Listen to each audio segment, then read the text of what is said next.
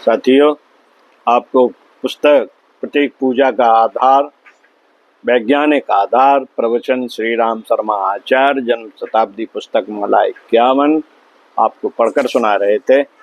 पिछले वीडियो के क्रम में आपको पढ़कर सुनाते हैं इसी पुस्तक के पृष्ठ 17 से। साथियों, तब एक ही उपासना रही है हमारी। ब्रह्मा जी को आकाशवाणी के रूप में वह मिली थी, वह था गायत्री मंत्र। और जिसे ब्रह्मा विष्णु महेश ही ने नहीं, राम और कृष्ण जो हमारे हिंदू धर्म के सूर्य और चंद्रमा माने जाते हैं, उन्होंने भी इस उपासना को अपनाया था। आप भागवत में पढ़ लीजिए, आप वाल्मीकि रामायण में पढ़ लीजिए, दोनों को जो दीक्षाएं दी गई थी वह गायत्री मंत्र की दीक्षा थी। और जब तक दोनों जिंदा रहे तब तक वे गायत्री मंत्र की उपासना करते रहे। शिव की उपासना का मंत्र यही है। सूर्यवंशी राजा और चंद्रवंशी राजा जितने भी हुए हैं, सबकी उपासना का मंत्र यही एक है और हमारी नमाज वही एक है। हमारी संध्या गायत्री के बिना संभव नहीं। हम गायत्री के बिना संध्या कैसे कर सकते हैं? ये हमारा प्रतीक है और हम इस प्रतीक को, सिंबल को हर जगह आजमाएंगे, जमाएंगे। और इसलिए जमाएंगे कि सारे हिंदू समाज को यह मालूम हो जाए कि हमारी मूल जड़ कहाँ है और उद्गम कहाँ है, ताकि हम सारे समाज को एक सूत्र में पिरो सके और सारे समाज को हम विवेकशीलता का अनुयायी बना सकें। हम विवेकशील लोग हैं, हम विचारशील लोग हैं, हम अंध परंपराओं के अनुयायी नहीं हैं। हम हर चीज को विवेक की कसौटी पर कसते हैं, क्योंकि हमारा मंत्र, हमारी उपासना गायत्री मंत्र है। ओम भूर्भुवः स्वः तत्सवितुर्वरेण्यं भर्गो देवस्य धीमहि धियो यो नः प्रचोदयात्। हम बुद्धि के उपासक हैं, हम बुद्धि के उपासक हैं, हम विवेक के उपासक हैं, हम विचारों के उपासक हैं, हम तर्क के उपासक हैं, हम दलील के उपासक हैं, हम सच्चाई के उपासक हैं। हम किसी के फॉलोअर नहीं हैं, हम केवल सच्चाई के फॉलोअर हैं। ये सारी की सारी प्रेरणा कहाँ से मिल सकती है? ये सारी प्रेरणाएं गायत्री मंत्र से मिल सकती हैं। इसलिए हम कमर कसकर खड़े हो गए हैं कि गायत्री मंत्र की पूजा करने के लिए हमारा हर आदमी को मजबूर करेंगे और गायत्री मंत्र की महत्ता को अंगीकार करने और हृदयंगम करने की सलाह देंगे और परामर्श देंगे। एक दिन हमने आपको ये भी कहा था कि उपासना को सस्ती बनाएंगे और हर बच्चे को उपासना करने के लिए कहेंगे। हम यह कहेंगे कि गायत्री माता का एक फोटो अपने घर में पूजा स्थली पर रखिए। यदि आप निराकार को मानने वाले हैं तो गायत्री मंत्र टांग लीजिए, हमें कोई ऐतराज नहीं। साकार उपासना को मानने वाले हैं तो आप गायत्री माता की तस्वीर रख लीजिए और सुबह शाम संध्या वंदन का क्रम आरंभ कीजिए। कोई भी व्यक्ति या स्कूल जाने वाला बच्चा सबसे पहले अपनी चप्पल उतार दे, अपनी टोपी उतार दे और अपने सिर को नीचा झुकाए, हाथ जोड़ करके प्रणाम करे, भारतीय परंपराओं की अनुभूति करे और 5 बार गायत्री मंत्र मन ही मन बोल ले और नमस्कार करके स्कूल चला जाए पढ़ने के लिए। स्त्रियां खाना पकाने से पहले स्नान कर लिया करें तो ठीक है, नहीं भी कर लिया तो भी ठीक है। वे सिर को उघाड़ करके और पैरों से चप्पल उतार करके खड़ी हो जाएं और 5 बार मन ही मन गायत्री मंत्र का जप करें और उसके बाद में खाना पकाने के लिए चली जाए। दुकानदार अपनी दुकान को चला जाए, गायत्री माता का चित्र दुकान में लगा हुआ है, उसके आगे मस्तक झुकाएं, सिर झुकाएं और 5 बार मन ही मन गायत्री मंत्र जप लें। खड़े खड़े होकर के यह उपासना कर लें और अपनी दुकानदारी को चलाएं। अध्यापक या बच्चे स्कूल को चले जाएं। इससे सस्ती उपासना तो और कोई हो नहीं सकती। मित्रों, इसमें तो शिकायत की बात भी नहीं है। हमको समय नहीं मिलता, अरे साहब हमको समय नहीं मिलता, और देखिए स्नान नहीं हुआ, और ये नहीं हुआ, और जनेऊ तो था ही नहीं, फिर कैसे करेंगे गायत्री जप। जनेऊ पहनना तो जरूर पहनना, हमें कोई शिकायत नहीं, और आपको स्नान करना हो तो जरूर करना, हम किससे मना करते हैं। लेकिन यदि आप बीमार हो गए और आप नहीं नहा सकते, और आपको ये कहने की आवश्यकता नहीं होगी कि चूंकि हम नहाए नहीं थे इसलिए हम गायत्री मंत्र की उपासना नहीं कर सकते, ऐसी स्थिति में भी आपको जरूर करनी चाहिए, उपासना जरूर करनी चाहिए। गायत्री मंत्र के बारे में हम हर हिंदू से कहेंगे, हर घर में जाएंगे, हर आदमी को समझाएंगे, और ये कहेंगे कि आपने अपनी संस्कृत के माता और पिता को भुला दिया था।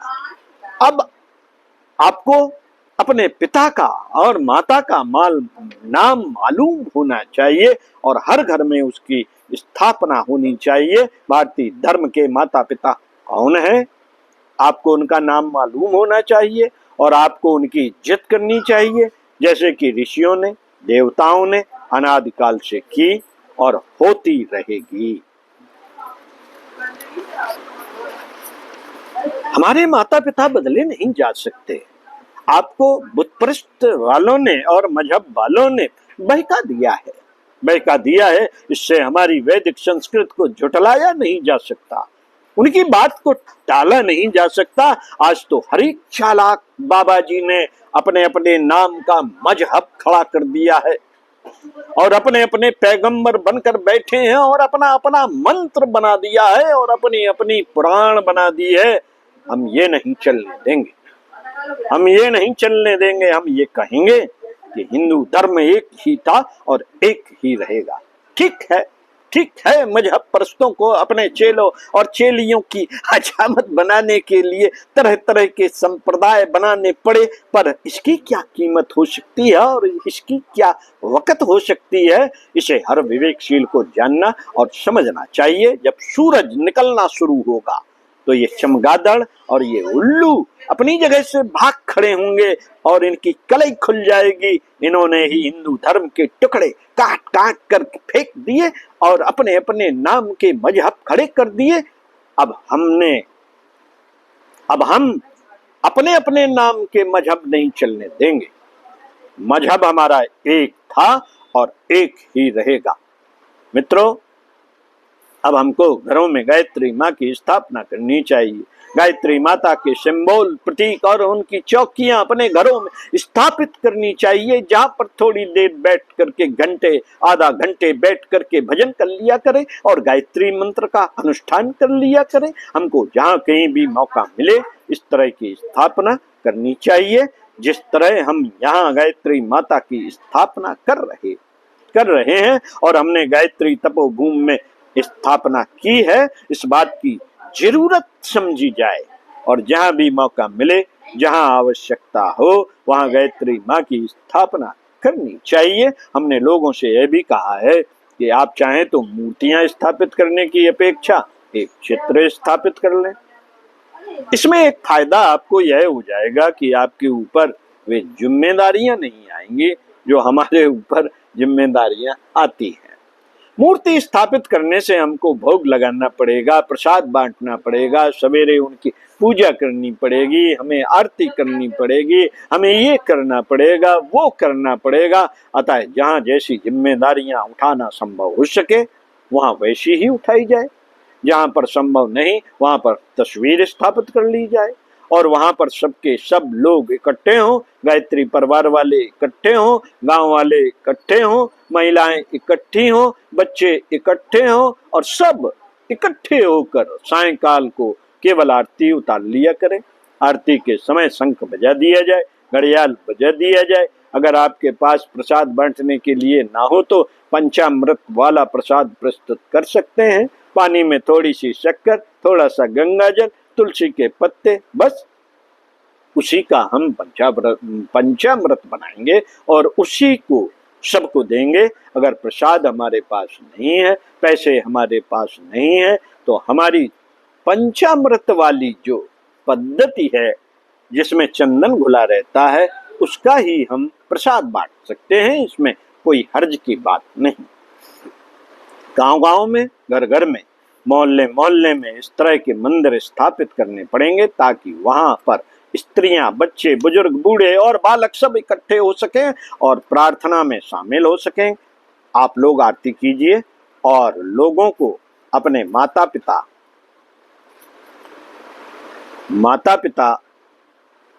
की अर्थात गायत्री और यज्ञ की जानकारी कराइए। हम प्रतीकों को जिंदा रखेंगे, हम प्रतीकों को नष्ट करने वाले नहीं हैं, हम प्रतीकों का मजाक उड़ाने वाले नहीं हैं, प्रतीकों के प्रति हम अनास्था उत्पन्न करने वाले नहीं हैं। हम तो अनास्था वहां उत्पन्न करते हैं और बार बार आपसे झगड़ने के लिए इसलिए खड़े हो जाते हैं कि आप प्रतीक को ही सब कुछ मान बैठते हैं और प्रतीक जिस काम के लिए बनाया गया था उस पर आप ध्यान नहीं देना चाहते। मूर्तियों के माध्यम से, प्रतीकों के माध्यम से, तस्वीरों के माध्यम से हमको अपने हृदय के कपाट खोलने पड़ते हैं और अपने मस्तिष्क का परिष्कार करना पड़ता है। हमको अपने जीवन का उद्धार करना पड़ता है। साथ ही हमको यह बात मालूम करनी पड़ती है कि हमको जाना कहाँ है, चलना कहाँ है। यदि आपकी मनसा में यही उद्देश्य निहित है तो हम आपकी पूजा की बार बार प्रशंसा करेंगे और बार बार सराहना करेंगे। हमको लड़ना तब पड़ता है, हमको गुस्सा तब आता है और हम आपको झकझोरते तब हैं जब आप मूर्ति को ही सब कुछ मान बैठते हैं और कहते हैं कि यही हमारी मनोकामना पूर्ण करेगी, यही हमको बेटा देगी, यही मूर्ति हमारा ये करेगी, हमारा वो करेगी। जब आप ऐसा कहना शुरू कर देते हैं तब हम आपसे नाराज होते हैं और यह कहते हैं कि असलियत को क्यों नहीं समझते। असलियत को समझिए। असलियत को जब आप समझेंगे नहीं तो आप मूर्ति पूजक नहीं रहेंगे, फिर आप बुत परस्त हो जाएंगे। मूर्ति पूजन और बुत परस्ती में जमीन आसमान का फर्क है। मूर्ति पूजक वे हैं जो मूर्ति का इस्तेमाल गीता की पुस्तक के तरीके से किया करते हैं और ज्ञान को जहां से वह ज्ञान आता है, भगवान जहां रहते हैं वहां तक अपने मन को भगा कर ले जाते हैं और ज्ञान को पकड़ कर लाते हैं। यह आदमी मूर्ति पूजक है, बुत परस्त नहीं। बुत परस्त कौन थे? वो लोग थे बुत परस्त जिन्हें बद्दू कहा जाता था। आप लोग बद्दू लोगों की नकल करना शुरू कर देंगे तो फिर हम आप पर चिल्लाएंगे और कहेंगे कि आप तो बुत परस्त बुद्धू हो जाते हैं। बुद्धू आप होइए मत और किसी भी मूर्ति को ये मानकर जाइए मत कि वह सामर्थ्यवान है, उसमें चमत्कार है और वह देवी तो ऐसा कर देती है, वैसा कर देती है, वह चमत्कारी देवी है। वो चमत्कारी देवी नहीं है। चमत्कारी केवल एक भगवान है जो सारे विश्व में समाया हुआ है। उसी की शक्ति हमारे विचारों में संबंध रखती है, हमारे आचरण से संबंध रखती है। आचरण और विचारों से संबंध रखने वाली देवी को अगर आप उस मूर्ति के माध्यम से पकड़ते हैं तो हम आपको ठीक कहेंगे और हम आपको मुबारकबाद देंगे और कहेंगे कि आप जानकार लोगों में से हैं, आप सही आदमी हैं। मित्रों, क्या हम प्रतीकों की उपेक्षा कर सकते हैं? नहीं, हम प्रतीकों की उपेक्षा नहीं कर सकते। प्रतीकों के माध्यम से हम उस ज्ञान को जो हमारी भारतीय संस्कृत का मूल है हर आदमी के गले में उतारने की हम कोशिश करेंगे। इंजेक्शन की सिरिंज के बिना हम किसी तरीके से दवा आपके खून में प्रवेश नहीं करा सकते। दवा हमारे पास बहुत बढ़िया वाली रखी है, उसको इंजेक्शन से लगाने के लिए सुई तो हमको चाहिए। सुई क्या है? सुई मित्रों, जिसको हम प्रतीक पूजा कहते हैं, जिसके अंदर जो दवा भरी जाती है, जो सिरिंज भरी जाती है, जो सिरिंज लगाई जाती है, वो क्या है? वो है जिसको हम विचारणाएं कहते हैं, भावनाएं कहते हैं, दिशाएं कहते हैं, जिसके लिए हमें प्रतीक पूजा के बारे में फड़फड़ा कर आगे बढ़ना होगा। प्रतीक पूजा के लिए हमको कदम बढ़ाना होगा और हिम्मत बढ़ानी पड़ेगी। गांव गांव में मंदिर और मोहल्ले में मंदिर, घर घर में मंदिर हमको स्थापित करने पड़ेंगे फोटोग्राफ के माध्यम से और तस्वीरों के माध्यम से। क्यों? क्योंकि मूर्ति के साथ में रिद्धि सिद्धि का वहम शामिल हो गया है। रिद्धि सिद्धि का वहम शामिल हो गया है, इसलिए हम मूर्तियों को इतना प्रोत्साहन नहीं देंगे, क्योंकि लोग हर मूर्ति को चमत्कारी कहने लगते हैं। ये क्या आफत आ गई, ये क्या आफत आ गई। चमत्कारी कहिए मत किसी को, उसको आप प्रतीक कहिए। इसलिए हम थोड़े दिनों तक ये कोशिश करेंगे कि मूर्तियां कम से कम स्थापित हों और तस्वीरें ज्यादा से ज्यादा स्थापित हों, हर जगह उनकी स्थापना हो, ताकि हम उनके माध्यम से, उनके सहारे से, उनकी व्याख्या करते हुए, उसको समझाते हुए, उसको बताते हुए भारतीय संस्कृत का मूल जो हमारा था, गायत्री मंत्र और यज्ञ, अर्थात विवेकशीलता और क्रियाशीलता, अर्थात अच्छे कर्म और अच्छे स्वभाव, इन दोनों का संवर्धन करने और उन्हें अक्षुण्ण रखने के लिए हम नए सिरे से मनुष्य को नया मनुष्य बना सकें। मित्रों, मनुष्य में देवत्व का अवतरण करने के लिए, मनुष्य में भगवान का अवतरण करने के लिए और जमीन पर स्वर्ग को लाने के लिए हम यह कहेंगे कि इन प्रतीकों को, इन सिंबलों को आप फिर से संभालिए, क्योंकि ये हमारी बंदूकें हैं, ये हमारे हथियार हैं और इन हथियारों के माध्यम से मनुष्यों के अज्ञान से लड़ाई लड़नी है। ये हमारी छेनी हथौड़े हैं, इन छेनी हथौड़ों को हम दूर नहीं फेंक सकते। यह छेनी हथौड़ा हरदम काम करेगा, लेकिन छेनी हथौड़ों को अगर फेंक देंगे और खाली ये कहेंगे कि हमारी ताकत में बल है और हम तो लोहे को भी ठीक कर सकते हैं, अभी मुक्का मारेंगे और लोहे को ठीक करेंगे, तो मुक्के से ही काम नहीं चलेगा, काम नहीं चलेगा मुक्के से। साथियों,